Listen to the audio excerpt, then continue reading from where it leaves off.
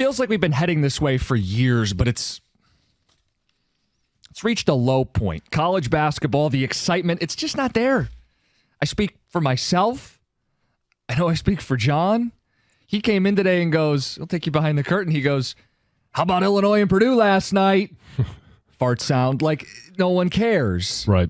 And that's a top 25 matchup. But both those teams are perennial tournament chokers. And the interest level in the sport's at an all-time low. Like Zach Edey is looking to be back-to-back player of the year.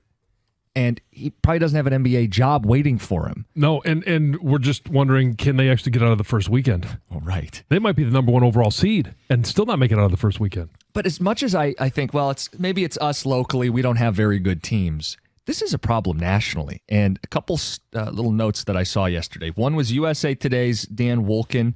He wrote the article, the column, Women's College Basketball More Interesting Than Men's College Basketball. And the point of his article is as much about the women as it is about the men. He points out Caitlin Clark and the star power, and she's putting eyeballs on the women's game. His point is the men don't have that guy. Sorry, Zach Edey, right? Many of the great men's players go to the G League, or they're coming internationally, or they're one and done, and there's no continuity. There's no year 1 to year 2 to year 3. What Caitlin Clark did last year helped build Caitlin Clark, the phenomenon, this year. We don't see that in the men's game. So the star power. He points out the coaches. You got Dawn Staley. You got Kim Mulkey with the suits and the crazy outfits that she wears. In the men's game, there's no more Krzyzewski. There's no more Roy Williams. There's no more Jay Wright or Jim Boeheim. And you still have some legends, but Izzo not what he once was. And you start looking around. Lack of personality, lack of star power, lack of continuity. The product itself, it's not what it was in the 90s. It's not what it was in the early 2000s. It's sloppy. It's guys shooting too many threes. They're not NBA players. They can't make those shots. Right. It's turnovers. It's missed free throws.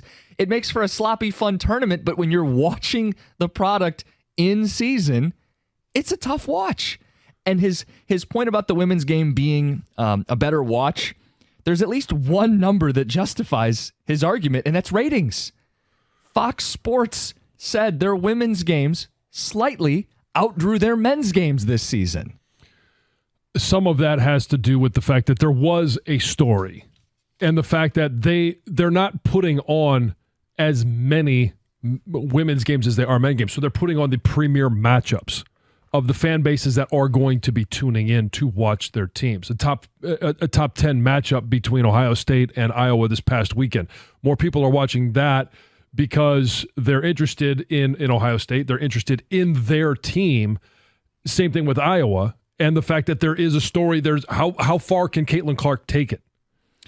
So my question is, how do you pinpoint what's happened to the game that used to be so much more entertaining this time of year? 248-539-9797. I know we'll all watch when the brackets come out, but it feels like obligatory more than it does maybe the excitement of what it was 10 or 15 years ago. Yeah, or are you? I mean, right now, okay, we're sitting here, we're a week away. The women's Big Ten tournament starts today. The men's will be next weekend. The NCAA tournament for the men will start the weekend after. Are you right now looking at it going, I'm going to fill out a bracket like I always do? I'm excited about filling out this bracket. I'm excited about March Madness. Or are you, wow, it's almost here. Surprised that we're only 2.5 weeks away. Surprised that it is the end of the college basketball season, and you're looking at it going, I haven't watched hardly anything, and I don't know that I've missed it at all.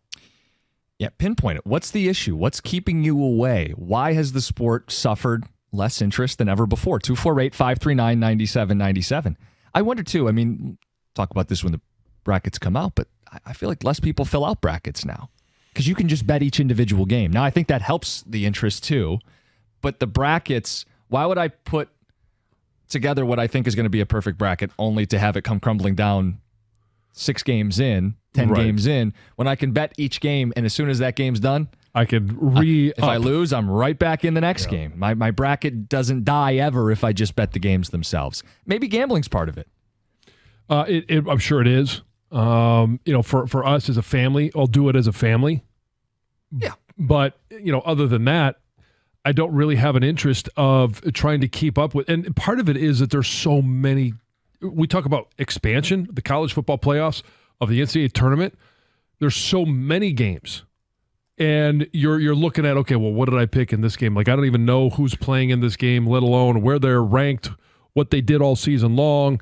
And you're going through, and sometimes you're just circling a team because it's Wichita State, whatever it is. But then following it and all of the games that there are, it just seems exhausting. There was a line in the USA Today piece, the Wolken piece, and it was, does anybody have strong positive or negative reactions about, who are the two coaches he referenced? John Shire and Tommy Lloyd. Right. Now, Shire, maybe, if you even know he's Duke's coach. You probably and you do because Coach K, and it's Duke, and it's a big name. Tommy Lloyd. I know he's Arizona's basketball coach. Right. I don't think most people know that he's Arizona's basketball coach. So let alone strong feelings, positive or negative, people don't even know who he is. I think that's part of this is you just don't have a familiarity with the coaches and the teams and the players. College basketball, maybe even more than football, has really become year to year, where the game's best players either go pro or hit the portal. You don't see a guy's journey from his sophomore to his junior to, forget about, a senior season. Right. And then if you are, it's because you're not very good. Otherwise, you'd be in the NBA, so it does water down the product. And you hear stories like, what we had at the update. Coach Izzo and Chris Villar had it, hey, show up tonight to support our seniors. Like, it's sometimes those seniors have only been there for a year, and then you have a season like Michigan State had. It's a little bit underwhelming. It feels like it's just not college basketball anymore. It's just not college athletics anymore. These players are getting paid. They have the freedom to move around. They're free agents. And now all of a sudden you're asking a fan base to support guys that have only been there for 6 months. Show your appreciation for a senior who's only been here for 8 months, and he's not even going to identify as a Spartan later in life. In some instances, you're right. I also love Izzo making sure to remind everyone this is not his last senior day. Yeah. For anybody who's calling for my head, it's not my last senior day. All right, Tom, maybe it's getting you a little bit. Ticket texters. People are salty because the Blue Bloods aren't Blue Bloods anymore due to NIL. Mid-majors are now just as viable to win as Kentucky, Duke, North Carolina. We saw last year FAU and San Diego State make a run, and I do think it gave people that Cinderella upset, anything can happen March. But regular season-wise, it doesn't create these big juggernauts that people are pulling for or rooting against the Blue Bloods, to their point. Right, and so, okay, your definition of Blue Blood can be whatever it is, but let me ask you this. Is there a team outside of these that I'm going to talk about that could win the national title? Houston, UConn, Purdue, Arizona, Auburn, Tennessee, Duke, North Carolina, Alabama, Iowa State. And I'm kind of being generous with Iowa State. Yeah.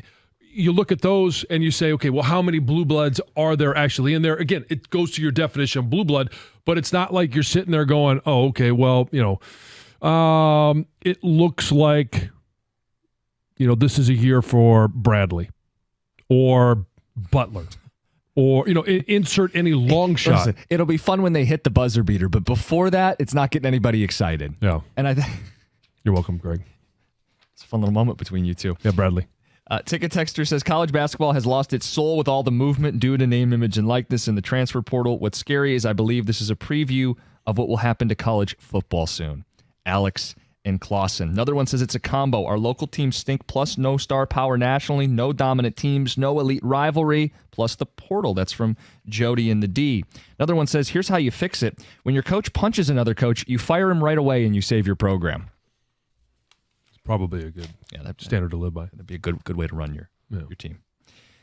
Couple more. 248-539-9797. Nothing beats the buzzer beater and the drama of the first 2 days of the tournament. That's why I said we'll all find our way back on the couch the opening days of the tournament.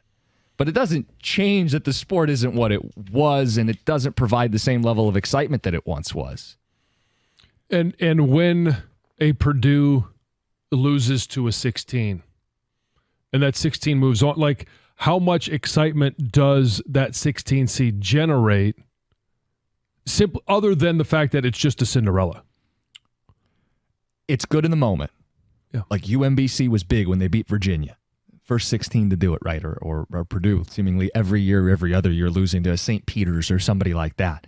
It gives a fun moment, a feel-good moment. Everybody enjoys that moment. But that's one singular moment over what is an entire season. Mm-hmm. It's a singular moment, not one shining moment. No, it's not. Says the athletes believe they're bigger than the sport now. Too much money is involved, and it's changed the product. I get players want to be paid, but this is what the consumers are left with. Derek in Brighton. I don't mind that guys get money off their name, image, and likeness. We've had a couple people reference it. It doesn't bother me that someone could benefit, but it is kind of ironic that in an era of name, image, and likeness, you can't name many of the names. You can't recognize many of the images, and there's not a lot of likeness for you to relate to right now with these guys. I think that's the oxymoron of this whole thing. College basketball kind of becoming a parody of itself in some ways. Another one says it's pretty much turned into the G League. It's guys who want to get to the NBA. They want to play to get to the NBA, and you don't get a chance to know your team or your guys. They don't grow over 2 or 3 years. Hard to really care, hard to be invested. I think that's legit. That's the nature of it. You guys want to jump the line, weigh in, 248-539-9797, phone calls and ticket text. It's 97.1.